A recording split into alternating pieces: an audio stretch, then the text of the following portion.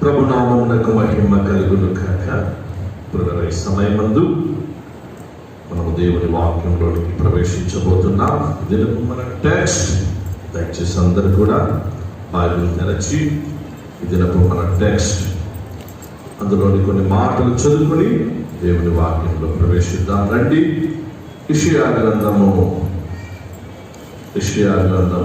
53వ అధ్యాయము అందులోని 2 వచనాలు చదువుకుందాం. పిల్లరా, యెషయా గ్రంథము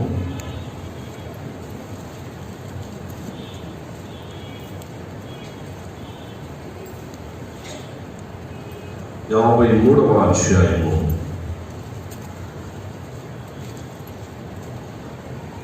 5-6 వచనాలు. అందరూ కూడా బిగ్గరగా స్పష్టంగా ఆ భాగాలు చదవాలని మనం చేస్తాం. మన అతిక్రమ క్రియలను బట్టి అతడు గాయపరచబడెను, మన దోషములను బట్టి నలుగా కొట్టబడెను. మన సమాధానార్థమైన శిక్ష అతని మీద పడెను, అతడు పొందిన దెబ్బల చేత మనకు స్వస్థత కలుగుచున్నది. మనమందరము గొర్రెల వలె త్రోవ తప్పిపోతిమి, మనలో ప్రతివాడును తనకిష్టమైన త్రోవకు తొలగెను. యెహోవా మనందరి దోషమును అతని మీద మోపెను. మన అతిక్రమ క్రియలను బట్టి గాయపరచబడెను, దోషములను బట్టి నలుగగొట్టబడెను. శిక్ష, సమాధానార్థమైన శిక్ష అతని మీద పడెను.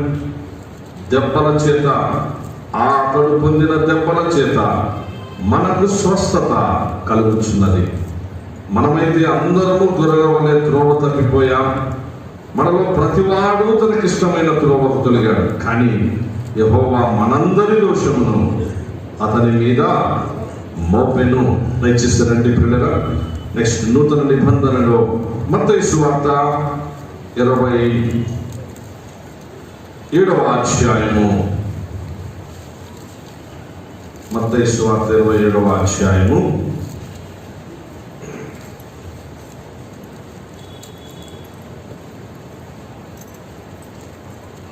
50, 51, 52, 53 వచనాలు. అందరము బిగ్గరగా స్పష్టంగా భాగాలు చూద్దాం. 50, 51, 52, 53. యేసు మరలా బిగ్గరగా కేక వేసి ప్రాణము విడిచెను. అప్పుడు దేవాలయపు తెర పైనుండి క్రింది వరకు 2గా చినిగెను. భూమి వణగెను, పంటలు బద్దలాయెను, సమాధులు తెరవబడెను. నిద్రించిన అనేక మంది పరిశుద్ధుల శరీరములు లేచెను. వారు సమాధులలో నుండి బయటికి వచ్చి ఆయన లేచిన తరువాత పరిశుద్ధ పట్టణంలో ప్రవేశించి అనేకులకు అగపడిది. దేవాలయపు తెర పైనుండి క్రింది వరకు 2గా చినిగెను. సమాధులు తెరవబడెను. సమాధులు బయటికి వచ్చిన వారు సమాధుల నుండి బయటికి వచ్చి ఆయన లేచిన తరువాత పరిశుద్ధ పట్టణంలో ప్రవేశించి అనేకులకు అగపడింది. ప్రార్థన చేసుకున్నాం. పిల్లరా, ప్రభు ఈ శిలువ శ్రమల ధ్యాన దినాల్లో మనతో మాట్లాడినట్లుగా, ఆయన స్వరాన్ని మాత్రమే మనం వినగలిగినట్లుగా, మనం అందరము శిలువకు మరింత దగ్గరగా సమీపం ఉన్నట్లుగా ప్రార్థనలో ప్రభు పాద సన్నిధిలో కనిపెడతాం. అలాగూ ప్రార్థనలో నడిపించు మన మధ్యలో సహోదరి రాణమ్మ గారు, ఎక్స్ డీకన్ రాణమ్మ గారు ప్రార్థనలో నడిపించు. వాక్య పరిచర్య కొరకు ప్రార్థన.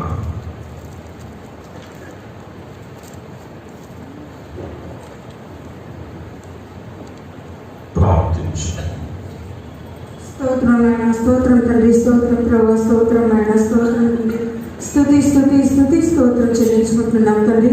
మహాపరిశుద్ధుడు, మహాగురుడు, మహోన్నతమైన గొప్ప దేవ, సర్వశక్తిమంతుడా, సర్వోన్నతుడా, నిన్న నేడు ఏకరీతిగా ఉంటూ నిత్యము మమ్మల్ని ప్రేమిస్తున్నటువంటి నా దేవ, నా ప్రభా, నా రక్షక, నన్ను తండ్రి నీకే స్తోత్రాలు స్తోత్రాలు స్తోత్రాలు వందనాలు చెల్లించుకుంటున్నాం ప్రభా.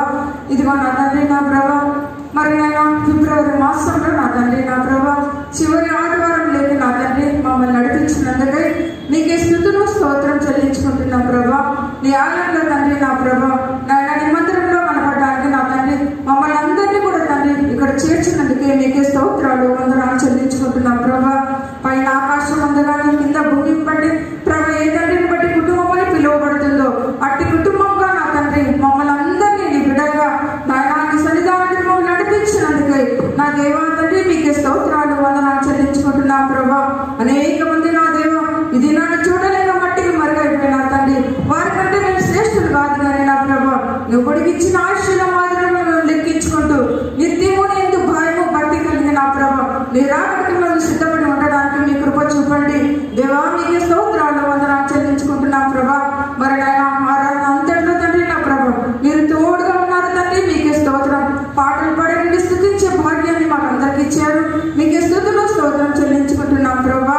ఇదిగో నా తండ్రి ఎంతమంది ప్రభా ఏ అక్కడి కొరకు నాయన అవసరతలు కలిగిన నా ప్రభా చింతతో వేదనతో బాధతో అనారోగ్య పరిస్థితుల్లో మరి నాయన ఆత్మీయ ఆశ కలిగి నాయన ఆత్మీయ ఆహారం కొరకు నా ప్రభా నాయన ఎందరు వచ్చినారు మీకు తండ్రి. మీరందరి హృదయాలు మీరు ఎరిగిన దేవుడు, చూసే దేవుడు, చూస్తున్న దేవుడు కనుక నా ప్రభా మా అందరితో తండ్రి మరి దైవజనుల ద్వారా నా తండ్రి నీ బిడ్డను మీరు అభిషేకించి నా ప్రభా ఆత్మతో నింపి నా ప్రభా నాయన ఇదిగో నా ప్రభా ఏమి తండ్రి నా ప్రభా చీకటి శక్తులు ఏమి కూడా ఎంత మాత్రం కూడా పని చేయకుండా తండ్రి వాటిని మీరు అణిచివేయండి తండ్రి. విన్న కొద్దిసేపు మా హృదయాన్ని తండ్రి నా ప్రభా తలంపులు వినే బుద్ధిని తండ్రి మాకు పరిపూర్ణంగా తండ్రి నా ప్రభా మీరు కలుగజేయవలసిందిగా ప్రార్థిస్తుంటున్నాం తండ్రి. అనేకమైన లోక తండ్రి నా ప్రభా కుటుంబ పరంగా ఏవేవో ఆలోచనలు ఉన్నప్పటికీ దేవా వాటినన్నిటినీ దూరపరచుకుని నా ప్రభా నీ సన్నిధానంలో నా తండ్రి నాయన హృదయాన్ని మీకు నాకు సమర్పించుకుని బిడ్డలుగా నా తండ్రి నా ముద్దగలిగినట్లు మీ కృప చూపండి తండ్రి. మీకే స్తోత్రాలు వందనాలు చెల్లించుకుంటున్నాం ప్రభా. నాయన దైవ నీ బిడ్డను మీరు ఆశీర్వదించండి తండ్రి నా ప్రభా నాయన ఆత్మతో నింపండి తండ్రి. అనేకమైన ఆత్మీయ లోతైన మర్మాలు నాయన నీ బిడ్డ ద్వారా మాకు వినిపింపజేసి మేము ఆత్మీయ ఆనందంతో సంతోషంతో నా ప్రభా మేము తృప్తి చెందులాగున ఆత్మీయ జ్ఞానాన్ని జ్ఞాపక శక్తి కలిగి నా ప్రభా ఎందుకు తండ్రి నా ప్రభా భయభక్తులు కలిగి నాయన శ్రీలో శ్రమల ధ్యానముల తండ్రి నా ప్రభా నిన్ను ఆదుకొని జీవించే భాగ్యాన్ని మాకందరికీ కూడా మీరు దయచేయమని ఘనత మహిమ ప్రభావం మీకే చెల్లించుకుంటూ నా తగ్గించుకుంటే నీ నామని హెచ్చిస్తూ క్రీస్తు పరిశుద్ధుడు నా ప్రార్థించడానికి వేడుకుంటున్నాము తండ్రి. ఆమేన్. ప్రభు నామమునకు మహిమ కలుగును గాక. ప్రభునందు ప్రియ సంఘమా, ఫిబ్రవరి మాసపు చివరి దినం ఇవాళ 28. లాస్ట్ ఇయర్ అనుకుంటాను మనము లీప్ ఇయర్ కలిగి ఉన్నాం కదా. లీప్ సంవత్సరం పోయిన సంవత్సరం మనం కలిగి ఉన్నాం. లీప్ ఇయర్ సంవత్సరం మనం 28 చివరి దినం వాస్తవంగా 2021 సంవత్సరంలో జనవరి 31 చివరి దినం ఆదివారమే వచ్చింది. చివరి రోజు మనము దేవుని సన్నిధిలో నెలంతటిలో చివరి దినం జనవరి 31. ఫిబ్రవరి కూడా 28 ఆదివారమే. ఇప్పుడు కూడా మనము దేవుని సన్నిధిలో కనిపించే కృప. అందులో ఫిబ్రవరి మాసపు యొక్క విశిష్టత ప్రత్యేకత కూడా నేను మీకు తెలియపరిచాను. ఈ మాసం అంతా ప్రభు కాపాడాడు. ఈ మాసం అంతా నిన్ను నన్ను నీ కుటుంబాన్ని నా కుటుంబాన్ని మన సంఘాన్ని అలాగే మన పరిచయాలన్నింటినీ కూడా ప్రభు కాపాడుతూ వచ్చారు. ఆయన నమ్మదగిన దేవుడుగా. మనమే చాలాసార్లు నమ్మదగిన వాళ్ళను కాదు, కానీ ప్రభు నమ్మదగిన ప్రభు. ఆయన మనలను ఇంతవరకు సజీవుల లెక్కలో ఉంచాడు. అందును బట్టి ఘనత మహిమ స్తుతి ప్రభు నామమున కలుగును గాక. ఇది మాసమంతా కాపాడిన ప్రభును మనం స్తుతించి ఆరాధిద్దాం. ఇటువంటి మాసాలు మళ్ళా ఎప్పుడో 800 సంవత్సరాలకు ఒక్కసారి వస్తాయి. ఈ మాసాన్ని గడిపిన నీవు నేను ధన్యుడం. ఈ మాసం అంతా మంచిగా ప్రభు సన్నిధిలో అలాగూ వాటిని జ్ఞాపకం చేసుకుంటూ వచ్చిన మనం ధన్యులం. నూతన మాసం రాబోతున్నది పిల్లరా. ఈ మాసం యొక్క ప్రభు కృపను మన గుండెల్లో భద్రపరుచుకొని వచ్చే మాసం రేపటి దినం నుంచి ఉండేటువంటి అన్ని కార్యాల్లో ప్రభు రాకడ కొరకు, రాజ్యం కొరకు మనము సిద్ధపడుతూ అలాగూ మనమందరం ముందుకు వెళ్ళాలి అని ప్రభు పేరిట నేను మీకు మనవి చేస్తూ ఉంటున్నా. ఎందుకనగా ప్రభు రాకడ దినాల్లో ఉన్న ప్రపంచమంతా కలవరం చెందినటువంటి దినాలు. మీరు కూడా అన్ని చోట్ల చూస్తూ ఉన్నారు, యూట్యూబ్ లెక్క పరిస్థితులు ఇవన్నీ. మళ్ళీ సెకండ్ వేవ్లన్నీ, మళ్ళీ ఏంటో ఇవన్నీ కూడా కొన్ని భయాభ్రాంతులు చేశాయి. మళ్ళా వస్తుందంట కరోనా, మళ్ళా లాక్డౌన్లు అంట, ఏంటంటో ఆలోచనలు ఏంటంటో. ఇవన్నీ కూడా మన సమాజంలో ఈ వదంతులు, ఈ యొక్క హ్యూమర్స్ అన్ని కూడా ఎక్కువైపోతూ వస్తున్నాయి. ఇవన్నీ కూడా వేదనలకు ప్రారంభం, ప్రభు యొక్క రాకడకు ప్రధానమైనటువంటి సూచనలు. దేవుని వాక్యం చెప్పిన మాట సుమ. కనుక వీటన్నిటిని బట్టి మనము జాగ్రత్త పడదాం. మన కుటుంబాలను నోబహు కుటుంబం వల్లే జాగ్రత్త పరుచుకుందాం. రక్షణ ఓడలోనికి తెచ్చుకుందాం. రక్షణ ఓడలో మన ఫ్యామిలీని సేఫ్ చేసుకుందాం. ప్రభు రాకడ కొరకు సిద్ధపడతాం. అటు ధన్యతను పరిశుద్ధ ఆత్మదేవుడు మన సంఘానికి, మనందరికీ అనుగ్రహించును గాక. ప్రభునందు ప్రియ సహోదర సహోదరులని అందరినీ కూడా గొప్ప దేవుని గొప్ప వాక్యంలోనికి ప్రేమతో ఆహ్వానిస్తూ ప్రభు పేరున మీకు శుభములను, వందనములను తెలియపరుస్తుంటున్నాను. మంచిగా అందరూ కూడా దేవుని వాక్యం ఆలకించాలని కోరుతున్నాను. గత వారంలో పిల్లరా ప్రారంభం మనకు అనగా యాషెస్ వెడ్నెస్డేతో ప్రారంభించినటువంటి ఆదివారంలో సిలువ ప్రత్యక్షత, the manifestation of cross, how the cross was manifested in Old Testament and in some special occasions also. కొన్ని ప్రత్యేకమైనటువంటి సందర్భాల్లో పాత నిబంధన గ్రంథంలో అలాగే సిలువ ప్రత్యక్షతలు ఎలా ఉంటూ వచ్చాయి అన్నటువంటి అంశాలు మనము ధ్యానం చేశాం గత వారంలో. సిలువ మనకు నూతన నిబంధనలో యేసుక్రీస్తు ప్రభు ఆయన పొందిన శ్రమలు, గాయములతోనే సిలువ మనకు కనిపించడం కాదు సుమా. సిలువ మనకు కనిపించడము లిటరల్ గా అక్కడ మనకు కనిపించిన అక్షరార్థంగా, మామూలుగా ఆత్మీయంగా, ప్రవచనాత్మకంగా దేవుని వాక్యాలు లేకపోతే లేఖనముల ప్రకారంగా పాత నిబంధన గ్రంథంలో, ఇప్పుడు యెషయా గ్రంథం ఉదాహరణకు మనం చదువుకున్నాం, మన అతిక్రమ క్రియలను బట్టి ఆయన గాయపరచబడెను, మన సమాధానార్థమైన శిక్ష ఆయన మీద పడను. సిలువ కనిపిస్తుందా లేదా బిడ్డరా? గాయాలు కనిపిస్తున్నాయా లేదా? అలాగే అనేక మంది వ్యక్తుల జీవితాల్లో ఆయా సందర్భాల్లో గత వారం మనం ధ్యానం చేస్తున్నాం. మోషే దేవుని మహిమను చూడాలనుకున్నాడు. దేవుడు అలా తాను కూడా ఆశపడ్డాడు, ఇష్టపడ్డాడు. అలాగే ఎప్పుడైతే మోషే ఆశపడ్డాడో, ప్రార్థించాడో, దేవుడు ఇష్టపడి తన మహిమను కనపరిచేటువంటి విధానం సిలువ విధానమే చూపాడు. హోరేబు దగ్గరికి తీసుకొచ్చాడు. హోరేబు అనుభవాలు నేర్పించాడు. ఆ చీల్చబడినటువంటి బండ, ఆ బండ సందుల్లోనికే వెళ్ళమన్నాడు. అక్కడే నిలవబడమన్నాడు. అక్కడే దాక్కోమన్నాడు. నేను వస్తా, నేను నిన్ను నా చేతితో కప్పుతా, అలాగూ నేను నా చేతిని ప్రకవదిస్తా, నా వెనక పార్శ్వాన్ని మాత్రం నువ్వు చూస్తావు నైనా, నా ముఖాన్ని నీవు చూడలేవు, ఎందుకనగా ఏ నరుడు నన్ను చూచి బ్రతకలేడు అని దేవుడు తను తాను తన ప్రియ కుమారుడైన యేసుక్రీస్తు సిలువ ప్రత్యక్షతను అక్కడ మోషేకు తెలియపరచుగా మనం చూస్తూ వచ్చాం. ఇలా అనేక జీవితాల్లో పిల్లల మనకు నూతన నిబంధన అంతా కూడా పాత నిబంధనలో ఒక ఛాయలాగా మనకు అవన్నీ కూడా ఉండిపోతూ వచ్చాయి. అలా ఉదాహరణకు హోలీ కమ్యూనియన్, పరిశుద్ధ ప్రభు బల్ల సహవాసం ఉదాహరణకు మనకి ఎక్కడ కనిపిస్తుంది?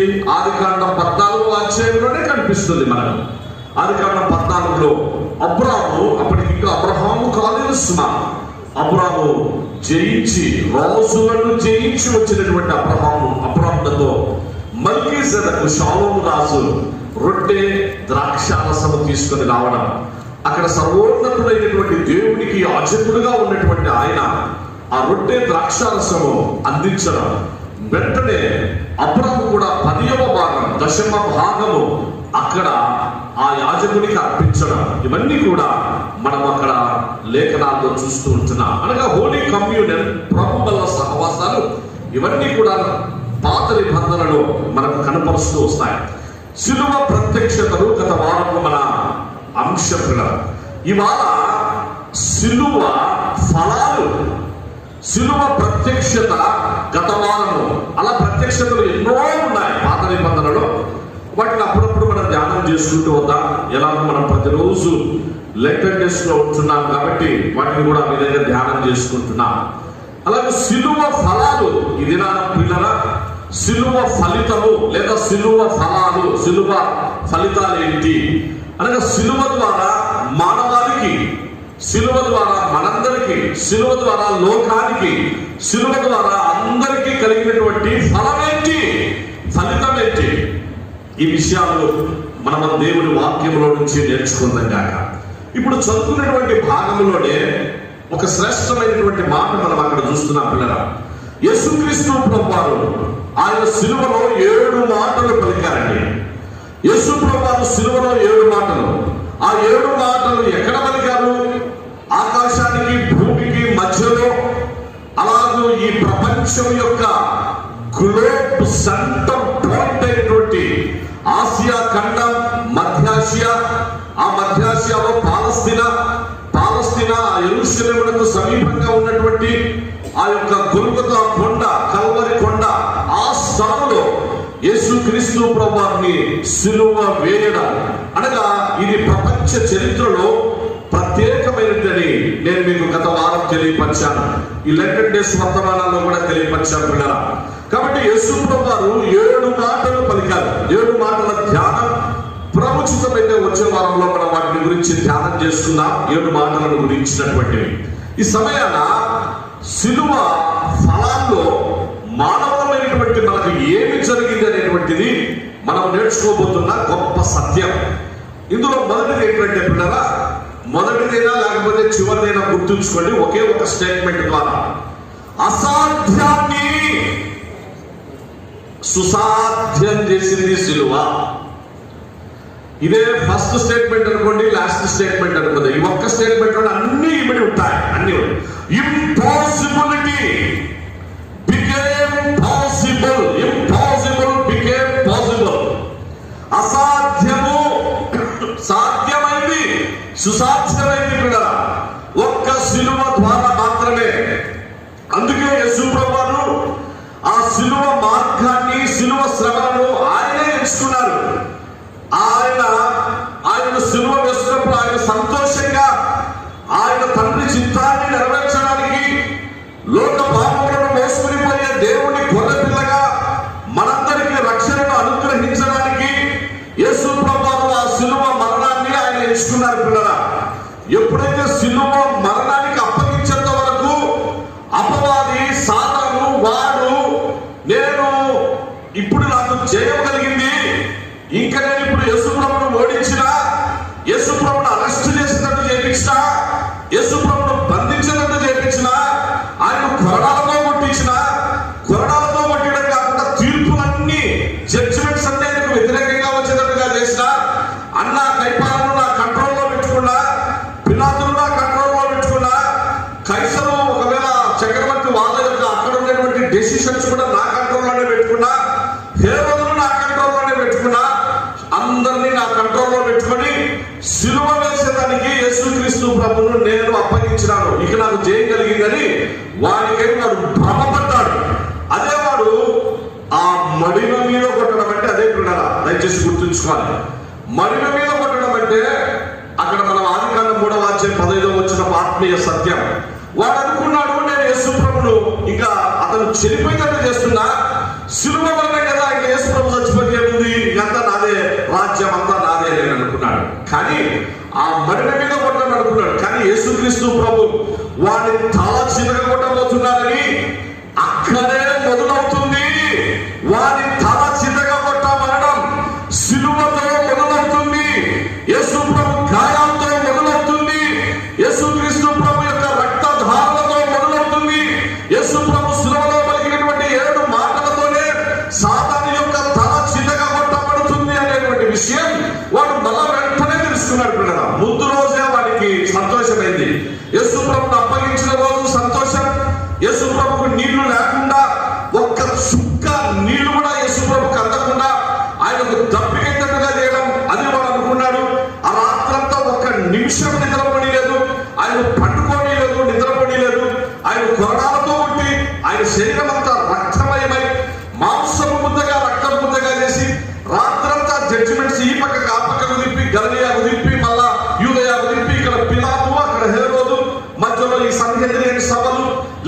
ఇవన్నీ కూడా ప్రభువు ఒక చుక్క నీరు తాగడానికి లేకుండా, అలాగే ఒక్క నిమిషం నిద్రపోనీయకుండా యేసుక్రీస్తు ప్రభువుని ఇవన్నీ చేసినప్పుడు వాడు అనుకున్నాడు, ఇంకా నాదే పై చేయండి అని చెప్పేసి అనుకున్నాడు. కానీ జరిగిన విషయం ఏంటంటే పిల్లరా, ఎప్పుడైతే సిలువ యేసుక్రీస్తు ప్రభు ఆయన సిలువను మోసుకుంటాడు, ఆయన ప్రారంభించాడో యెరూషలేము వీధుల్లో ఆయన సాగిపోతున్న వేళ, అనేక మంది జన సమూహం వెంబడిస్తున్నటువంటి వేళ, స్త్రీలు ఆయనను వెంబడిస్తున్నటువంటి వేళ, అలాగే యేసుక్రీస్తు ప్రభు కల్వరి కొండను ఎక్కినటువంటి వేళ, ఆ గొల్గొతా అనబడిన స్థలంలో యేసు ప్రభు మొట్టమొదటి మాట మాట్లాడితే, అలా ఉదయకాలంలో 9 గంటలకు యేసు ప్రభువుని సిలువేస్తే 9 గంటల నుంచి మధ్యాహ్నం 3 గంటల వరకు 6 గంటల సమయం, ఎగ్జాక్ట్లీ 6 అవర్స్ లేఖనముల ప్రకారంగా, అలాగే దేవుని వాక్య ప్రకారంగా 6 గంటలు. దానికి ఒక ప్రత్యేక తర్వాత తెలుస్తున్నప్పుడు యేసు ప్రభువుని సిలువేసినప్పుడు యేసుక్రీస్తు ప్రభువు మొదటి మాట పలికారు, తండ్రి మీరేమి చేయించున్నారో మీరు ఎరుగరు, వీరిని క్షమించుము అని. ఎప్పుడైతే యేసు ప్రభువు క్షమాపణ మానవాళికి ఆయన అందించాడో, ప్రపంచానికి క్షమాపణ అందించాడో, తండ్రికి ఆ విధంగా ప్రార్థన చేశాడో, అక్కడ జరుగుతున్నటువంటి పరిస్థితిని క్షుణ్ణంగా అలా ప్రతి పాయింట్ను క్లీన్ గా అబ్జర్వ్ చేస్తున్నటువంటి శత్రువైనటువంటి అపవాది, ప్రతి ఒక్కొక్కరి హృదయాన్ని ఆ విధంగా అలా చూస్తున్నటువంటి అపవాది, ఏం జరగబోతుందో వాయు మండల అధిపతి లోకాధికారి అక్కడే ఉండి యేసుక్రీస్తు ప్రభు శిలువ మరణాన్ని ప్రత్యక్షంగా వీక్షిస్తున్నటువంటి అపవాది యేసు ప్రభువు పలికినటువంటి మొదటి మాటతో అక్కడ వాడి తల చిన్నగొట్టబడడం ప్రారంభమైంది. వాడి తల చిన్న కారణం ఏంటంటే, ఆయన మాట పలికాడు, పక్కనే ఉన్నటువంటి దొంగ, ఒక నరహంతకుడు, ఒక బందిపోటు దొంగ, అతని హృదయంలో మార్పు కలుగుతా ఉంది. యేసు ప్రభువు పలికిన మొదటి మాట క్షమాపణకు వెనువెంటనే ఒక రెస్పాన్స్, ఒక స్పందన పక్కనే మొదలైంది. ఆ పక్కన ఉన్నటువంటి ఒక బందిపోటు దొంగ, ఒక నరహంతకుడు, ఆయన అంటున్నాడు, ఆయన పశ్చాత్తాపడ్డాడు, క్షమాపణ అడుగుతున్నాడు. ఆ క్షమాపణ అడుగుతూ, యేసు నీవు నీ రాజ్యముతో వచ్చినప్పుడు నన్ను జ్ఞాపకము చేసుకో. ఎప్పుడైతే యేసు అనగా రక్షకుడా, నీవు రక్షకుడు మాత్రం కాదు, నీవు రాజువయ్యా, నీకు రాజ్యం ఉంది, నువ్వు తప్పక నీ రాజ్యంతో వస్తావు, నేను నమ్ముతా ఉంటున్నా. కాబట్టి నీవు నీ రాజ్యముతో వచ్చినప్పుడు నన్ను జ్ఞాపకం చేసుకో. యేసు ప్రభువు అన్నారు, నేను నా రాజ్యంతో వచ్చేంత వరకు కూడా ఎందుకు ఆయన టుడే నేడే you shall be with me in Paradise, నేను నీవు నాతో కూడా పరదేశంలో ముందు భద్రమసారి గట్టిగా హల్లెలూయా చెప్తాను కదా. మరొక్కసారి హల్లెలూయా. ఎప్పుడైతే రెండవ మాట యేసు ప్రభువు పరదేశం అన్నటువంటి మాట యేసు ప్రభువు నోట నుండి వచ్చినప్పుడు అపవాది వాడి తంత్రం విరగొట్టబడింది. వాడి తల చిదుగొట్టబడతా ఉంది. వాడికి అర్థమైపోయింది, ఇప్పుడు అర్థమైపోయింది. ఓ, నేను అనుకునేది ఒకటి, నాకు జరుగుతున్నటువంటిది ఒకటి. నేను సిలువ మరణానికి అప్పగించిన అయిపోయింది, నేను చనిపోతాను, కొద్దిసేపు ఉంటే అంత అయిపోతుందని నేను అనుకుంటే, ఇది ఏంటి మొత్తం రివర్స్ అయిపోతుంది. పక్కన శతాధిపతి మారిపోతాడు, అక్కడ ఉన్నటువంటి కొంతమంది జీవితాల్లో మార్పు జరుగుతూ ఉంటుంది. ఒక బందిపోటు దొంగ మారిపోతే, ఒక రోమా సెంచురియన్ మారిపోతే, ఒక గొప్ప ఆఫీసర్ మారిపోతే, వీళ్ళందరి జీవితాలు అక్కడ మారిపోతా ఉంటే, సిలువ దగ్గర వాళ్ళ జీవితాలు మారిపోతా ఉంటే, సిలువ యొక్క తట్టుకోలేని అపవాది అంటున్నాడు. ఇప్పుడు వాడు గగ్గోలు పెడుతున్నాడు, నువ్వు నిజంగా దేవుని కుమారుడు అయితే రా, కిందికి దిగిరా. ముందు ఎక్కించింది ఎవడు? వీడే ఎక్కించినాడు. ఎక్కించి పైకి యేసు ప్రభువును అలా హ్యాంగ్ చేస్తాడు.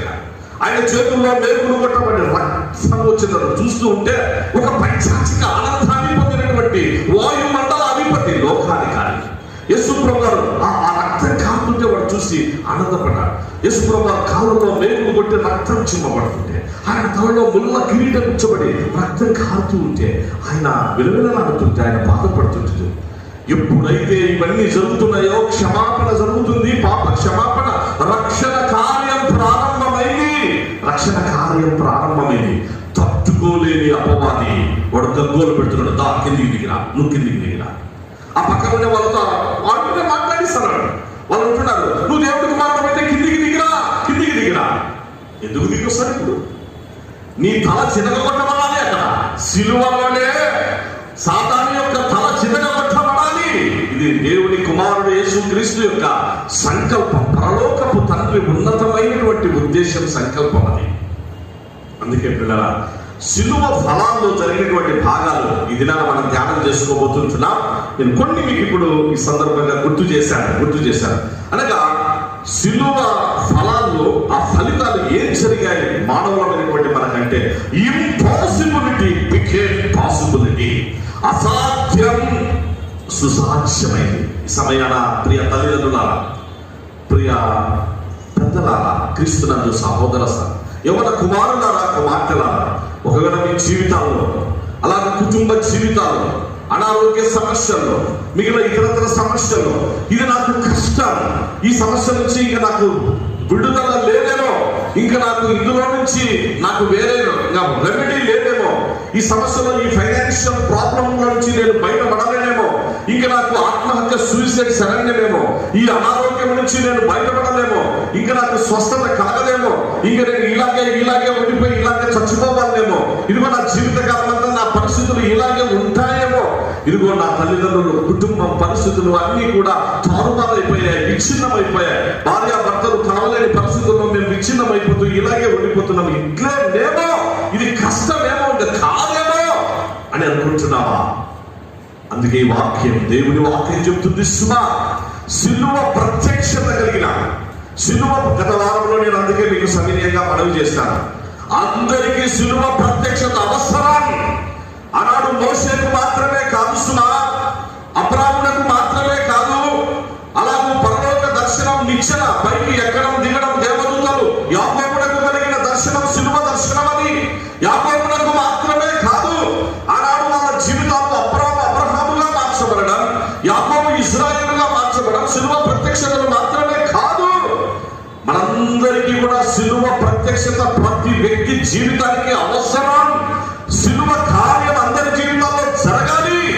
జరిగితేనే నిజంగా మనం క్రైస్తవులం, విశ్వాసులమని గత వారంలో నేను మీకు సవినయంగా తెలియపరిచాను.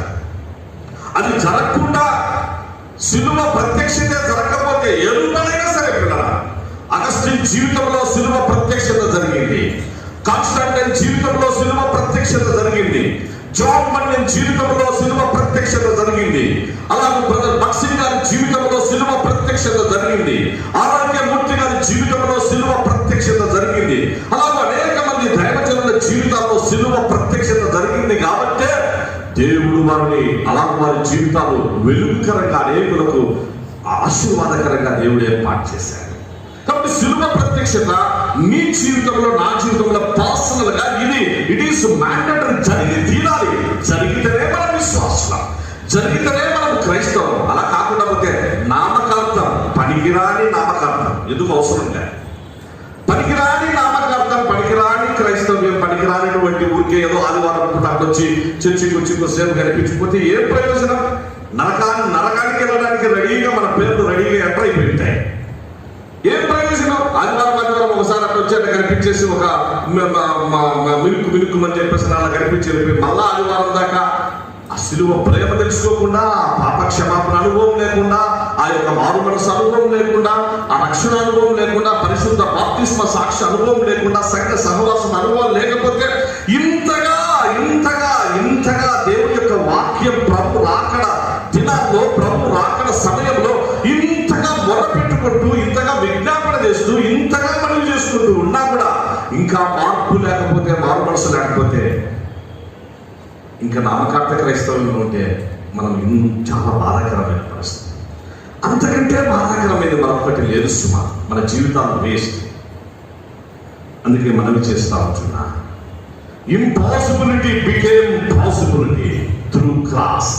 సిలువ ద్వారా మాత్రమే సార్. కాబట్టి సిలువ ప్రత్యక్షత నా జీవితంలో జరిగితే నేను ధన్యుడను. జరిగింది ఒక దినమున. ఎస్, ఆగస్టు 22వ తారీఖున నా జీవితంలో సిలువ పరిశుద్ధ బాప్తిస్మ సాక్షి అనుభవం, ఫిబ్రవరి 7వ తారీఖున బాప్తిస్మ అనుభవంలోనికి వచ్చినటువంటి ప్రభు కార్యం చేసినాడు. సిలువ దేవుడు లేడు అన్న మూర్ఖ సిద్ధాంతంలో ఉన్న నా జీవితాన్ని ప్రభు వెలిగించినాడు.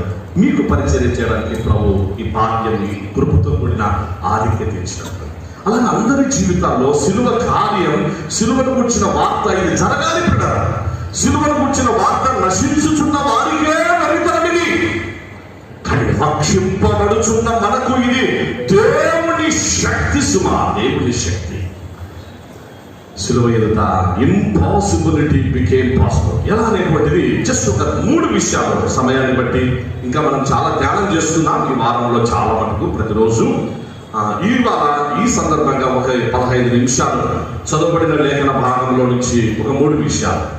అందులో యేసు ప్రభువు చివరిగా ఆయన తండ్రికి తన ఆత్మను అప్పగించిన తర్వాత పిల్లల తండ్రికి ఆత్మ గొప్ప కేక వేసి తండ్రికి తన ఆత్మను అప్పగించిన తర్వాత జరిగినటువంటి ఒక కార్యంలో దేవాలయపు తెర రెండుగా ఏమైనట్టది చినిగెను. అనగా చినిగిన తెర ఎక్కడ? దేవాలయంలో. ఇది కూడా చాలా అద్భుతమైనటువంటి విషయం, కూడా చాలా అసాధ్యం. ఇది వాస్తవంగా అసాధ్యం. ఆ దేవాలయంలో ఉన్నటువంటి ఆ యొక్క చాలా పకడ్బందీగా ఏర్పాటు చేయబడినటువంటి ఆ తెర, ఆ కర్టన్, ఆ తెర రెండుగా నిలువున చీలిపోవడం. యేసు ప్రభువు వారి గొప్ప శబ్దపు కేక తండ్రికి ఆత్మను అప్పగించుకున్న వేళ యెరూషలేము దేవాలయంలోని ఆ తెర చిరిగిపోవడం, అది అసాధ్యం, కానీ సాధ్యమైంది. ఇప్పుడు తెలుసుకుందాం ఆ గొప్ప సత్యాన్ని. రెండవది ఒకటి జరిగింది పిల్లరా. సమాధిలో డెడ్ బాడీ ఉంటే, అనగా మృతదేహం సమాధిలో ఉంటే సమాధి గజ వణికిపోయిందండి. సమాధి వణికిపోయింది. యేసుక్రీస్తు ప్రభు సమాధి దగ్గర 100 మంది సైనికులను పెట్టినారు. 2-3 కాదు సుమా. యేసు ప్రభు సమాధి దగ్గర కరెక్ట్ గా పెట్టినటువంటి రోమా సైనికులు సెక్యూరిటీ ఎంతమంది అంటే 100 మందిని పెట్టినాడు పిలాతు.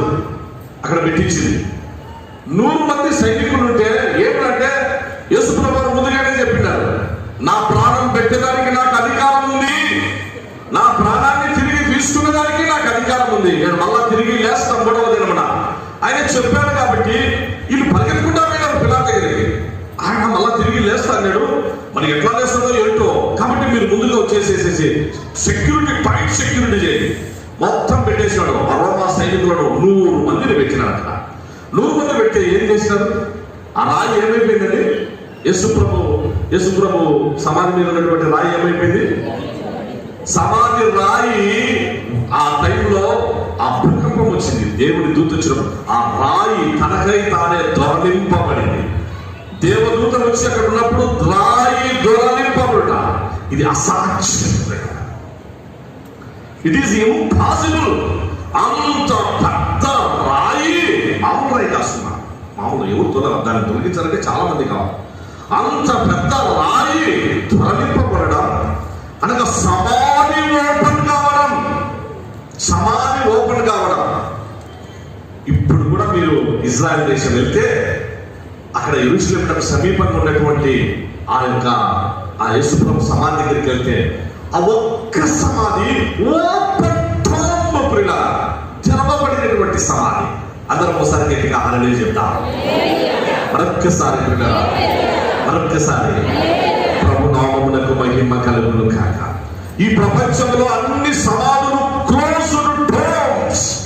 ప్రతి సమాధి మూయబడిన సమాధే. తెరవబడిన సమాధులు ఏమీ లేవు సుమా. ఒకవేళ సమాధి తెరవబడి ఒక డెడ్ బాడీ కింద లేచిందంటే ఎవరు ఉండరా? ఓ డెడ్ బాడీ లేచి వచ్చిందంటే ఎవరు ఉండరు. మనకు బాగా కావాల్సిన ఇప్పుడు ఎందుకు ఉదాహరణకు జాన్సన్ గారు ఉన్నారు అనుకోండి. జాన్సన్ గారు మనందరికీ ఇంతకుముందు బాగా పరిచయం కదా, మన చర్చి వైస్ ప్రెసిడెంట్ గా, సెక్రటరీగా అన్ని బాధ్యతలు. జాన్సన్ గారు ఇప్పుడు వచ్చినారు అనుకోండి ఇక్కడ చర్చిలోకి.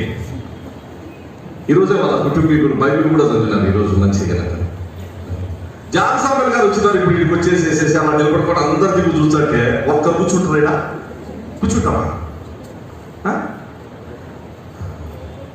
ఎవరు కూర్చుంటలేదు. ఎవరు దారి వాళ్ళని అతను వాక్యాలన్నీ బాగా తెలిసి ఉన్నాయి అన్నమాట, ఎవరు కనపరాదు. ఒకసారి జరిగినటువంటి ఒక సంఘటన గురించి కూడా నేను మీకు చెప్పాను అనుకుంటాను పిల్లలు. ఒక సంఘటన చోట డ్రామా చేస్తూ ఉంటారండి. అంటే ఒక దయ్యాన్ని గురించి లేకపోతే సాతాను గురించి ఊరికే మనం మాట్లాడుకుంటాం, కానీ మాట్లాడకుండా ఆ మాట వాడంటే ఎంత భయమో లోపల అంత భయం, ఆ దయ్యం అంటే అంత భయం అందరికీ, సాతాను అంటే కూడా లోపల అంత భయం. కాకపోతే ఊరికి ఇక్కడ పైన మనం నటిస్తాం అన్నమాట, అంటే పైకి ఎట్లా అంతే. మనం ఒకసారి ఏం జరిగిందంటే జరిగినటువంటి సంఘటన జస్ట్ ఒక 2 minutes. ఇలాగే చర్చిలో సాయంకాలం పూట క్రిస్మస్ సందర్భంలో వాళ్ళు ఏం చేస్తారంటే ఆ గ్రామంలో 2 చర్చిలు ఉన్నాయి. తెలుసు కదా, మామూలుగా ఉండే పరిస్థితులను బట్టి 2 చర్చిలు ఉంటాయి. ఇంకా వద్దులే దాని గురించిన వ్యాఖ్యానాలు. ఆ పక్కన ఏం చేసినారంటే ఈసారి మేము సూపర్గా చేయాల పండగ, ఆ చర్చి వాళ్ళ కంటే మా చర్చి పండగ సూపర్గా చేయాలని ఆ డ్యాన్స్ ప్రోగ్రాంలు అవి ఇవన్నీ కూడా పెట్టించేసి ఏమో చేసి మళ్ళీ మొత్తానికి ఒక నాటకం వేస్తారు. ఆ నాటకం కూడా క్రైస్తవ నాటకం ఒకటి వేస్తారు. ఆ డ్రామాలో ఈ పాత్రధారులు అందరూ ఉంటారు. యేసుప్రభు పాత్రధారి, మరియమ్మ పాత్రధారి, యోసేపు పాత్రధారి, మధ్యలో అపవాది కూడా సాతాను పాత్రధారి కూడా ఉంటుంది. సాతాను పాత్ర వానికి వేసేటప్పటికి వేషం ఎట్లా ఇస్తారంటే పాపము నల్ల గుడ్డలు తొడిగి మామూలుకి కందెన ఉంటుంది, నల్ల కందెన ఉంటుంది అనమాట. కందెన అంటే బాగా బ్లాక్ కలర్, దాన్ని తీసుకొని ఈ రెప్పలకంతా ఇక్కడ మూసి పెట్టినారు. ఈ పక్క రౌండ్ వస్తారు మూతి ఎక్కడ కూడా కొంచెం కూడా కనపడకుండా నల్ల డ్రెస్ వేసేసేసి అతనికి నాటకంలో పెట్టేస్తారు. సరే, నాటకం ఆ పక్క మొదలైందండి. మొదలు అందరూ సాపలు వేసుకొని వచ్చి కుర్చీలు తీసుకొని వచ్చి కూర్చున్నారు అందరూ ఆ గ్రౌండ్లో. ఇంకా నాటకం మొదలవుతుందని కొద్దిసేపు నాటకం మొదలైంది. వాన ఎప్పుడైతే మొదలయ్యేసరికి చూసినారు 10, 15, 20 నిమిషాలు వాన ఎక్కువైపోయాయి. వాన ఎక్కువయ్యేసరికి అందరూ సాపలు మర్చుకొని కుర్చీలు మర్చుకొని అందరూ ఎవరిళ్ళకి వాళ్ళు పరిగెత్తారు. అదంతా కూడా కూలిపోతుంది, పెద్ద వాన పడి అది ఆ డ్రామా ఉండేటువంటి ప్లేస్. ఈ లోపల వీళ్ళందరూ కూడా ఎవరు దారి పట్టుకొని అందరూ వెళ్ళిపోయింది. ఆ డ్రామా చూసే వాళ్ళు ఎవరు లేరు. ఈ లోపల ఇటు పక్క చూస్తాను ఏముందంటే వీళ్ళు చాలా మంచోళ్ళు. పాపం ఎంత మంచోళ్ళు అంటే ఆ పక్క వాళ్ళు డ్రామా చేసుకున్నట్టు ఈ పక్క ప్రార్థన చేసుకుంటారు. వీళ్ళు ఏం చేస్తున్నారంటే సరే సాయంకాలం క్రిస్మస్ ఈ పక్క ప్రార్థన పెట్టుకొని పాస్టర్ గారు వాక్యం చెప్తున్నారు. ఇట్లే సంప్రదించలాగా నిలబడి ఇట్లా ప్రార్థన. ఆ పక్క వాక్యం ఉంది. అందరూ ఇటు పక్క విశ్వాసులందరూ మీరు నా వైపు చూస్తూ ఉన్నారు కదా. ఈ లోపల జరిగినటువంటి విషయం ఏంటంటే ఈ సాతాను పాత్ర వేసినటువంటి నల్ల డ్రెస్ చేసుకునేది ఇంకా వాన కలిసిపోతారు మొత్తం ఉంది కదా. ఇంకా గబక్కిల దగ్గరలోనే ఈ చర్చి కనపరిచారు. కరెక్ట్గా ఏం చేసినారంటే ఆ చర్చిని పరిగెత్తుకుంటా లోపలికి వచ్చినాడు. ఆ లోపలికి వచ్చి ఆ వాకిలి ఎంట్రన్స్ ఉంటే లోపల ప్రార్థన జరుగుతుంది. ఇతని డ్రెస్సు చూస్తే ఆకారం వేరుగా ఉంది. ఈ డ్రెస్సులో నేను లోపల కూర్చోవడం బాగుండదు కాబట్టి ఆయన ఏదో పాస్టర్ గారు బాగా గట్టిగా గంభీరంగా వాక్యం చెప్తున్నాడు. ఆ గంభీరంగా వాక్యం చెప్తున్నాడు ఇందామని చెప్పేసరి ఆ వాక్యం సూత్రం నుంచి పక్కన సైడ్ నిలబడుకోని వాక్యం వింటారన్నమాట. ఆ పక్కన ఆ వాక్యం పక్కన నుంచి ఈ లోపల పాస్టర్ గారు ఎవరి గురించి చెప్తున్నారు? ఈ పక్క ఇదే సాతాను గురించి చెప్తాను.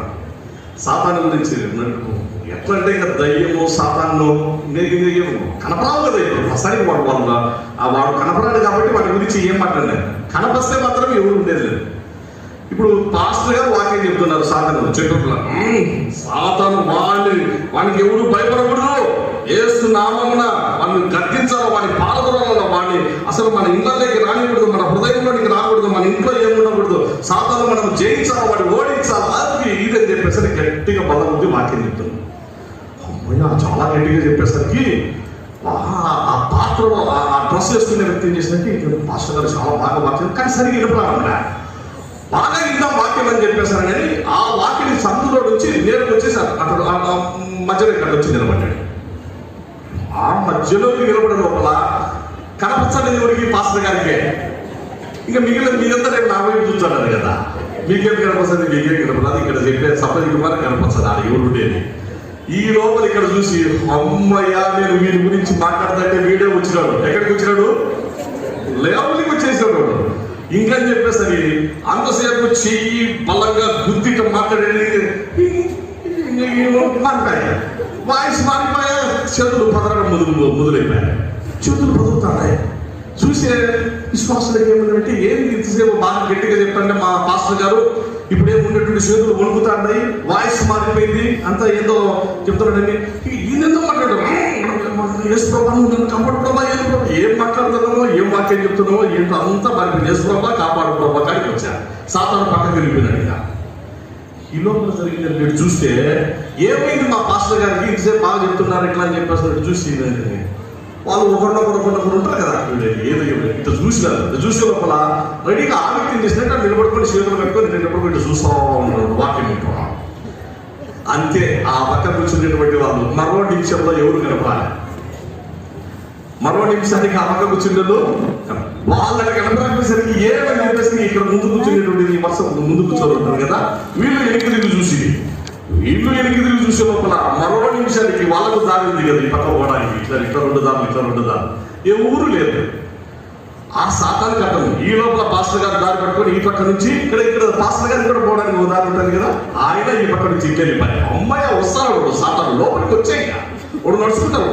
అతను ఏమనుకున్నారంటే నా గుండా ఇంత సమస్య వచ్చింది, నన్ను గురించి చెప్పాలి పాపము, బాబు గారు డిస్టర్బ్ అయిపోయినారు, అందరూ కూడా సంఘస్థులు డిస్టర్బ్ అయిపోయినారు, నేను నాయన నేను అని చెప్తామని చెప్పేసరికి తాను ఎవరో ఐడెంటిఫై చేసుకుంటానికి అతను ముందుకు వస్తాడే ఒక్కరన్నా ఇంటే కదా, అతను చెప్పేంత వరకు నేను అని చెప్పేసరికి వరకు ఎవరన్నా ఇంటే కదా, ఎవరు దాకా వాళ్ళందరూ కూడా మొత్తం ఒక్కరినే చర్చ. ఈ లోపల గ్రసంలో తోడిపోయిన ఉంటారు. రుద్రంపేట నుంచి గ్రసం వస్తుంది, ఈ మధ్య కనపడడం లేదు కదమ్మా, చాలా దినాలైంది ఆ తల్లి కనపడాలి. రుద్రంపేట గ్రసంలో తోడుకుని ఎప్పుడు కూర్చొని ఉంటారు ఆమె. ఇక్కడ కూర్చొని ఈ స్తంభానికి ఆనుకొని నిద్రపోతాడు. మామూలుగా నిద్రపోతాడు, సహజ లక్షణం అది.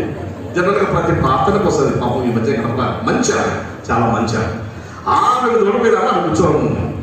ఈ లోపల నేరు వచ్చినారు, ఎవరు లేరు గ్రసం. నేను వచ్చేసి అత్త నేను అన్నట్టునే, ఓ నాయనా సాతానయ్యా నువ్వే వచ్చినావా నాయనా అత నేను అని చెప్పేసరికి ఇట్లాంటి కదా నేను చెప్పిన అయినా సాతానయ్యా నేనేమో వచ్చేది ఇడికే, ఎందులో పాస్టర్ గారు చెప్తా అంటారు, నేనైతే మాత్రం ఏ బుద్ధి ఇట్లేదు, ఆయన వాక్యం ఇట్లా నేను ఎప్పుడు నిద్రపోతానే ఉంటా, నేను మామూలుగా నేనే ఇదండి నేనేస్తాను. ఎందుకు మాట్లాడుతుందంటే ఇప్పుడు నిజంగా సాధారణంగా దయ్యం అనే మనకు ఉండేటువంటి లోపల మన హృదయాల్లో భావాలు, మన హృదయాంతరాల్లో ఉండేటువంటి ఫీలింగ్స్ అవి వాస్తవంగా ఇన్ఫాక్ట్, కానీ ఏదో పైగా కానీ నిజంగా మనం ఏం చేయాలంటే వీటి నుంచి మనం అధిగమించి ఇందులో నుంచి వాని తంత్రము ఎరిగి, యేసు ప్రభువు ఎలాగైతే సాతాను తంత్రాన్ని ఎరిగి వాని తల చిరుగబడ్డాడో వాని జయించాడో, అది మన జీవితంలో మనము కూడా అతి అనుభవంలోనికి రావాలంటే సిలువ ద్వారా మాత్రమే సాధ్యం. సిలువ ప్రత్యక్షత జరిగినటువంటి వారి జీవితాల్లో సిలువ ఫలాలు ఉంటాయి, సిలువ ఫలాలు ఉంటాయి. కనుక ప్రియ సహోదరుడు సహోదరి దయచేసి మంచిగా జరిగిన ఈ 3 విషయాలు బాగా గుర్తుంచుకోవాలని మనం చేస్తున్నాం. మొట్టమొదటిది దేవాలయపు తెర చిరిగింది. దేవాలయం యెరూషలేము దేవాలయం 5 నిమిషాలు మనం ముగించుకుందాం, టైం లేదు. ఒక్కొక్క దాని గురించి అయితే ఎక్కువ టైం పడుతుంది. ఒక్క దేవాలయపు తెర ఒక్కటి ధ్యానం చేసుకుందాం ఈ సమయాన ప్రభు ఆత్మ బలపరచడం. దేవాలయపు తెర చిరగడం అంటే యెరూషలేము దేవాలయము సాక్షాత్తు దేవుడైన యెహోవా ఆయన ఎంతో ఇష్టపడి తన కోసం ఒక మందిరము ఉండాలి అని ఒకప్పుడు ప్రత్యక్ష గుడారంలో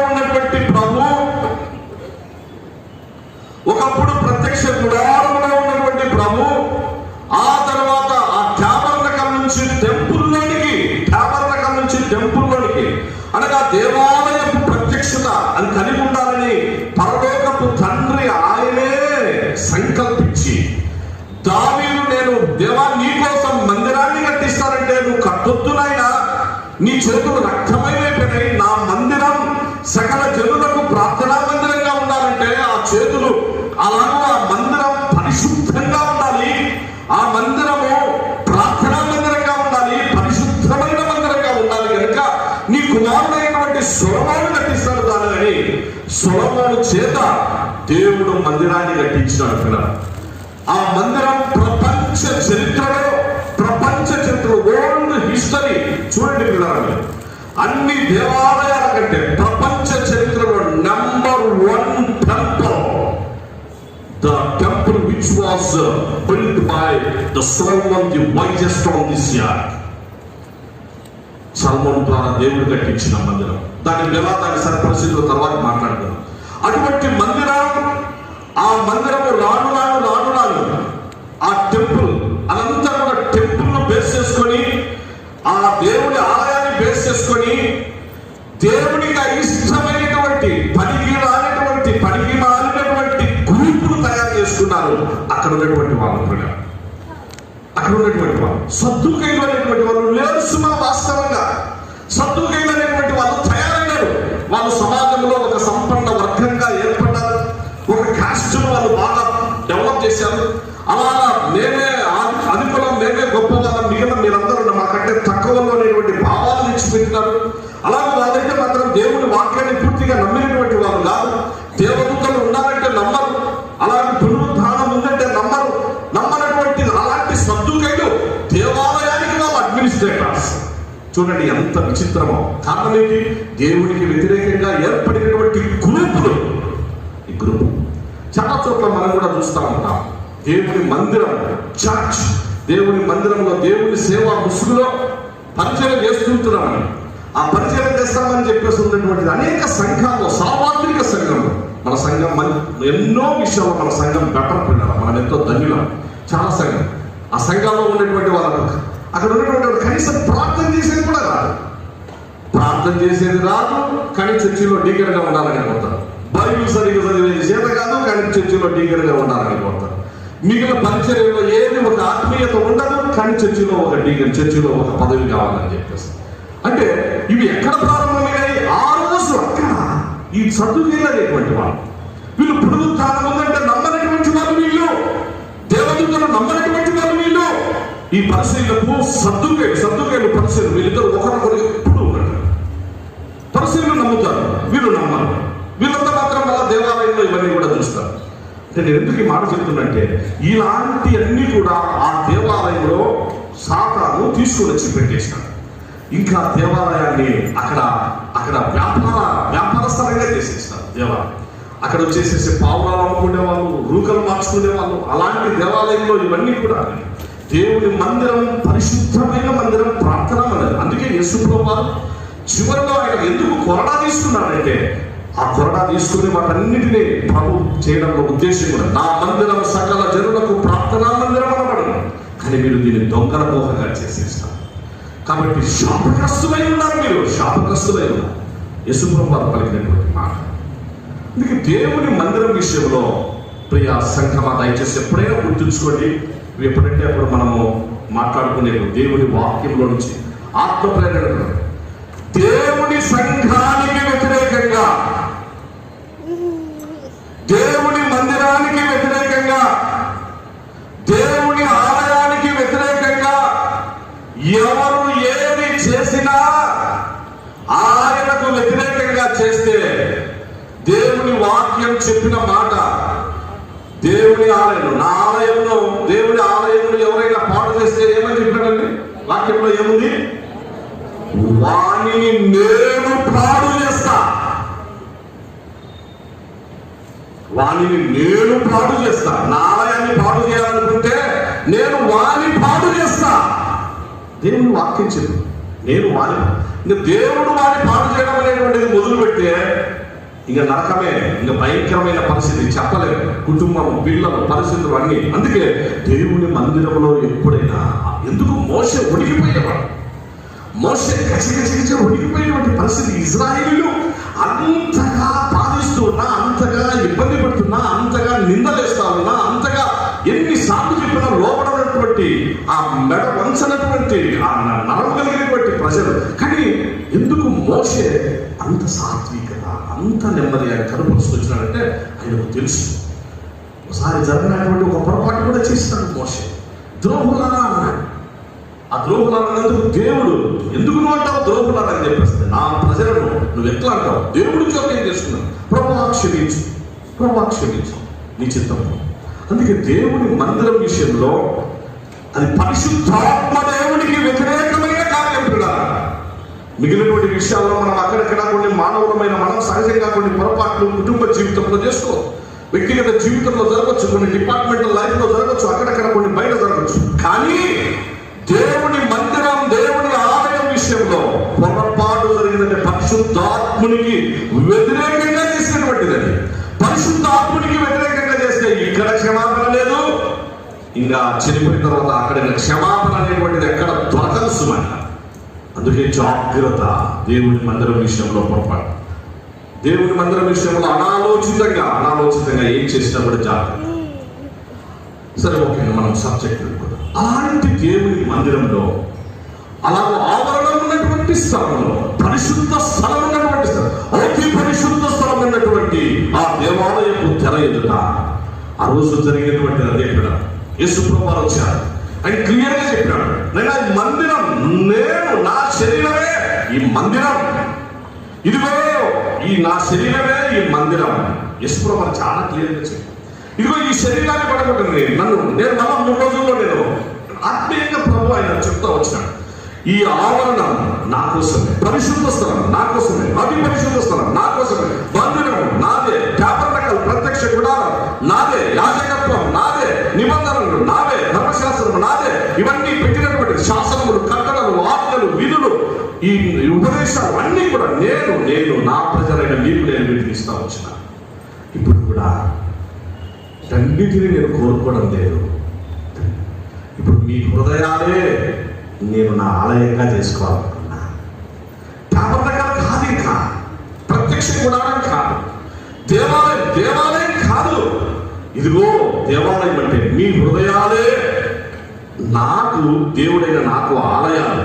మీ హృదయాల్లో నేను ఉండాలనుకున్నా, మీ హృదయమును పలక మీద వీటిని రాయాలనుకున్నా, మీ హృదయాల్లో నా ధర్మ విధులను ఉంచాలనుకున్నా, మీ హృదయమే నాకు ఆలయము. మీ హృదయాలు యేసుప్రభువు వారు చాలా స్పష్టంగా చెప్పారు. ఇర్మియా ప్రవక్త అదే రాశాడు. ముగించుకుందాం 2 నిమిషాలు. అటువంటి పరిస్థితులలో వీళ్ళు ఎంత జాగ్రత్తగా అంటే, వీళ్ళు ఆ లోపల ఉండే పరిశీలైనా, శాస్త్రులైనా, సద్దుకైలు అందరూ ఒకరంటే ఒకరికి సరిపోదు. ఎప్పుడు కీసులాటలు కొట్లాటగా వాళ్ళకేమో ఆ పరిశీలకు, శాస్త్రులు, సద్దు అందరూ దేవాలయంలోనే ఉంటారు, అందరూ కొట్లాడుకుంటానే ఉంటారు, అందరూ అన్నే ఉంటారు. గురుపులు పెట్టుకునేటువంటి వీళ్ళంతా వీళ్ళు ఏం చేస్తారంటే, యేసుప్రభువు వారు చెప్పినారు ఇట్లా చేయాలని, కానీ వాళ్ళు ఇంతే కదా, వాళ్ళు ఎవరి పద్ధతిలో వాళ్ళు.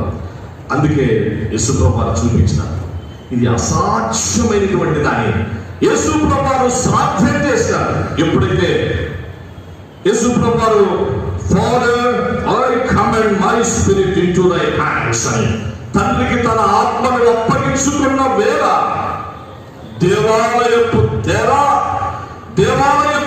రెండుగా చిరిగింది కదా. ఎప్పుడైతే దేవాలయపు అతి పరిశుద్ధ స్థలంలో ఉన్నటువంటి ఆ తెర చిరిగిపోవడం అంటే చిన్న విషయం కాదు. అంటే ఇంకా దేవాలయం అంటే ఇది కాదు నాయనా, దేవాలయం అంటే కట్టుకున్నటువంటి బిల్డింగ్లు కాదు, దేవాలయం అంటే చర్చ్ అంటే కట్టబడినటువంటి ఫ్యాన్లతో ఉండేటువంటిది ఇది కాదు. దేవాలయం అంటే మీరే, మీ హృదయాలే దేవుడి కాదు. కాబట్టి మీ హృదయం అనేటువంటి ఆ ఆలయము, నాకు ఆలయము, అది నా కొరకు మీరు అప్పగించండి. మీ హృదయం అన్నిటికంటే మోసకరంగా ఉంది ఇప్పుడు, అది ఘోరమైన వ్యాధితో ఉంది ఇప్పుడు. దాన్ని గ్రహించడం, దాన్ని బాగు చేయడం కష్టం. ఇదిగో నేను దాన్ని బాగు చేస్తున్నా, దేవాలయపు తెరను నేను చిరిగేటట్టు చేసిన. కాబట్టి నీ హృదయాన్ని మార్చడానికి నా రక్తమే శరణ్యం. నీ హృదయం మారాలి, నీ రాతి గుండె తీసివేయబడాలి, మాంసపు గుండె నీలోనికి రావాలి. ఇదిగో నీ కుమారుడు మారాలి అన్నా, నీ కుమార్తె మారాలి అన్నా, నీ భర్త మారాలి అన్నా, నీ భార్య మారాలి అన్నా, ఎంత కఠినాత్ములైనా, ఎంత దొంగలైనా, ఎంత ద్రోహపతులైనా, ఎంత మోసగాలైనా ప్రపంచంలో ఎవరైనా సిలువ ఎదుట మారాల్సిందే. అసాధ్యం సుశాంతమైనది. స్టూవర్ట్పురం దొంగలు మారిపోయారు, అగస్టిన్ మారిపోయారు, కాన్స్టాంటైన్ చక్రవర్తి మారిపోయారు, బ్రదర్ భక్సింగ్ గారు మారిపోయినారు, చాలు సుందర్ సింగ్ గారు మారిపోయినారు, అలాగే ఆరోగ్యమూర్తి గారు మారిపోయినారు. అనేక మంది దైవజనులు మనం చూసినటువంటి మనం సిలువ కార్యం ఆ విధంగా చేస్తాం. సిలువ కార్యం చేస్తాం. కాబట్టి హృదయం అనేటువంటి ఆ దేవాలయం ఆ తెర చిరకాలి, ఆ తెర చిరిగాలి. ఆ తెర చిరిగినప్పుడు జరిగిందంటే అందరికీ ప్రవేశం కలిగింది. ఇప్పుడు ముగింపులో అందరికీ ప్రవేశం. ఒకప్పుడు ప్రధాన యాజకుడు సంవత్సరానికి ఒక్కసారి మాత్రమే అతి పరిశుద్ధ స్థలంలోనికి వెళ్ళే పరిస్థితి. ఆ దేవాలయపు తెర అతి పరిశుద్ధ స్థలం. కానీ ఇప్పుడు యాజకత్వం ఇంకా లేదు నాయన. రాజరికము లేదు, యాజకత్వము లేదు. రాజులు వారికి ఒక ప్రత్యేకత నాటి దినాల్లో, యాజకులు వారికి ఒక ప్రత్యేకత నాటి దినాల్లో. ఎప్పుడైతే దేవాలయపు తెర చిరిగివేయబడిన దేవాలయపు తెరను బట్టి అందరికీ పరలోకములో ప్రవేశించే భాగ్యం, అందరికీ దేవుని సన్నిధానంలోనికి వచ్చేటువంటి భాగ్యం, అందరికీ ప్రభు యొక్క కృపా సింహాసనమును సమీపించేటువంటి భాగ్యం అందరూ అనగా యేసుక్రీస్తు ప్రభు రక్తమును ఆశ్రయించి యేసు ప్రభు రక్తధారలో కడగబడి యేసు ప్రభును రక్షకుడిగా కలిగి ఉన్నటువంటి అందరూ రాజులైన యాజక సమూహం అయిపోయినారు. అందరం ఒకసారి గట్టిగా హల్లెలూయా చెప్తాం. మరొకసారి హల్లెలూయా. ఇప్పుడు మనం ఎవరండి? రాజులైన యాజక సమూహం. రాజులందరం we are kings and at the same time we are the priests also. మనం యాజకులకు కూడా రాజులము మాత్రమే. ఒక మామూలుగా రాజులు యాజకులు కాలేరు, యాజకులు రాజులు కాలేరు. కష్టం, వాళ్ళ వృత్తి ప్రవృత్తి అన్ని వేరు వేరు. కానీ యేసుక్రీస్తునందు మనము రాజులం, యేసుక్రీస్తునందు మనము యాజకులం. దేవాలయపు తెర చిరిగిపోయి అందరికీ ప్రవేశం కలిగింది. యేసు ప్రభునందు మనం అందరము రాజులైన యాజక సమూహమై దేవుని సొత్తైన ప్రజలమై మనము పరలోక పట్టణ పౌరులమయ్యాం. కళ్ళు మూసుకుందాం బిడ్డ, దయచేసి కళ్ళు మూసుకుందాం.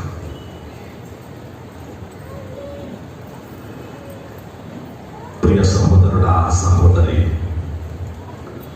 ప్రభు మనతో మాట్లాడుతూ వచ్చాడు. సిలువ ఫలాలు అసాధ్యం సుసాధ్యం ఒక్కటే మనం తెలుసుకుంటూ వచ్చాము. దేవాలయపు తెర చిరిగిపోయింది నైనా నీకోసం, నా కోసమే, మన ప్రవేశం కోసమే ఆనాడు ఆ తెర చిరిగిపోయింది. కానీ ఒక్కసారి నిన్ను నీవు పరీక్షించుకో. అమ్మా, అయ్యా, నిజంగా నీ హృదయం అనే తెర చినిగిందా?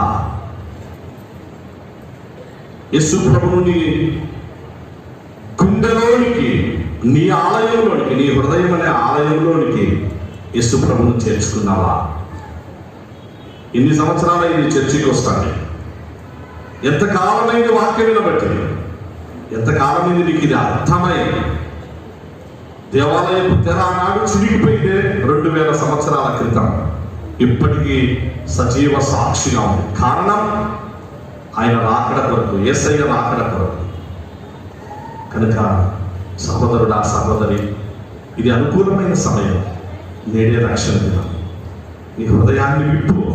కుమారుడా, కుమార్తె, నీ గుండె విప్పునైనా, నీ గుండెలోనికి, గుండె లోతుల్లోనికి యేసయ్యను ఆహ్వానించు. ఆలయంగా చేసుకో. ఆనందాన్ని పొందు, ఆశీర్వాదాన్ని పొందు. అసాధ్యం నీ జీవితానికి ఎప్పుడు ఎదురుగా. నీకు ఏది కష్టమో ప్రభు ఉన్నాడు నీ కష్టం తీర్చడానికి. నీకు ఏది అసాధ్యమో, నీకు ఏది నేను చెయ్యలేని అనుకుంటావో నీతోనే చేపిస్తాడు దేవుడు. ప్రభు నీతోనే జరిపిస్తాడు ఆ పని.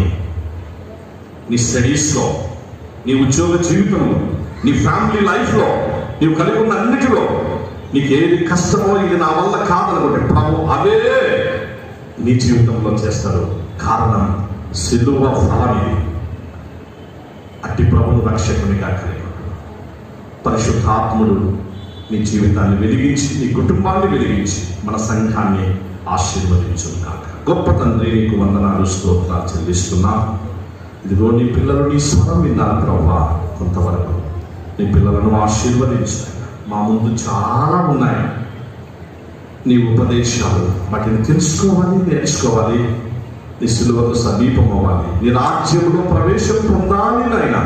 కుటుంబాలుగా, యేసయ్య సంఘముగా అట్టి ధన్యతను మాకు దయచేయండి. ఈ వాక్యం విన్న అందరి జీవితాలను మీరే వెలిగించి ఈ గొప్పదైన రక్షణ, సంతోష సమాధానాలతో వారిని నడిపించి కాపాడు.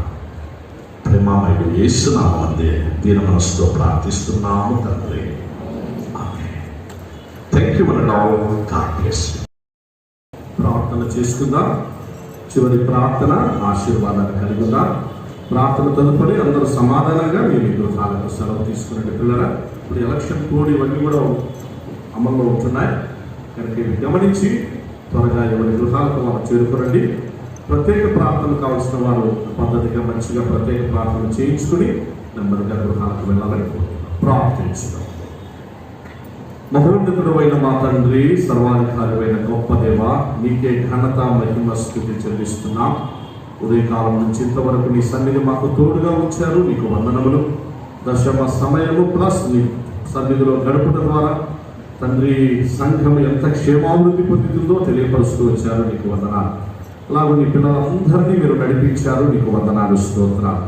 ఈ మందిరం నీ పిల్లల చేత నింపారు. నీకు వందనాలు, స్తోత్రాలు. మందిర సమృద్ధిని నీ పిల్లలు ఆస్వాదించారు. నీకు వందనాలు, స్తోత్రాలు. ప్రభా, తిరిగి నీ పిల్లలు వెళ్తున్నారైనా ఈ సమాధాన దీవెనలు వారికి అనుగ్రహించండి. ఆయన ఆరోగ్యాలు దయచేయండి.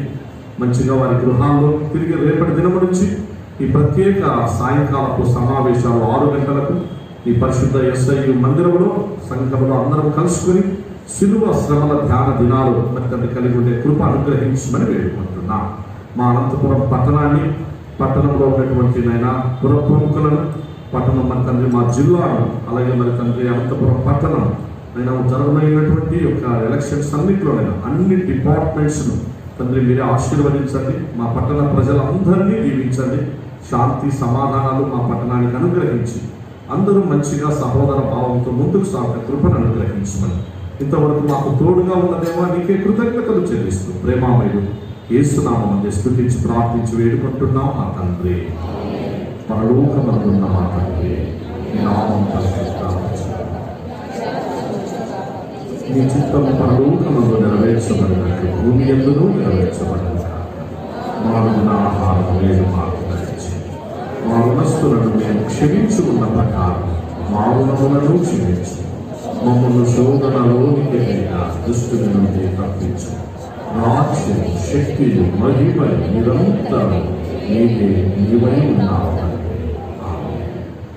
మన తండ్రి అయిన దేవుని ప్రేమ, ప్రభువైన యేసు క్రీస్తు కృప, పరిశుద్ధాత్ముని నిత్య నడుపుదల, నిత్య రక్షణ, సమాధాన ఆశీర్వాదములు ఈ ప్రత్యేక పరిశుద్ధ ఆదివారపు ఆరాధనలు పాలి భాగస్థులైన మీ అందరి మీదను, కుటుంబముల మీదను, మన SIU సంఘపు సేవా పరిచర్యలు, సార్వత్రిక సంఘ పరిచర్యలు అన్నిటి మీదను సర్వదా తోడై కాపాడు కాక.